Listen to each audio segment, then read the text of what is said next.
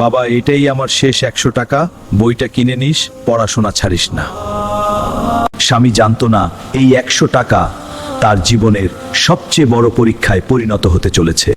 বাবা 2 দিন কিছু খাইনি, একটু সাহায্য করবে? এই টাকাটা আমার বইয়ের জন্য ছিল কি? আল্লাহ তোমার মঙ্গল করুন বাবা, তুমি অনেক ভালো।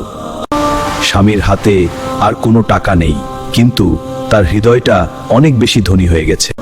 আব্বু, আমি বই কিনতে পারিনি, একজন খাতা চাচাকে টাকাটা দিয়ে দিয়েছি। বাবা, আজ তুই বই হারাসনি, আজ তুই মানুষ হওয়া শিখেছিস। আল্লাহ এমন হৃদয় সব সন্তানকে দান করুন, যে অন্যের কষ্ট নিজের কষ্টের আগে দেখে। স্বামী, তোমার ভালো কাজের কথা আমরা জেনেছি, এই বইগুলো তোমার জন্য উপহার। যে সন্তান আল্লাহর সন্তুষ্টির জন্য নিজের প্রয়োজন ছেড়ে দেয়, আল্লাহ কমতর করেন।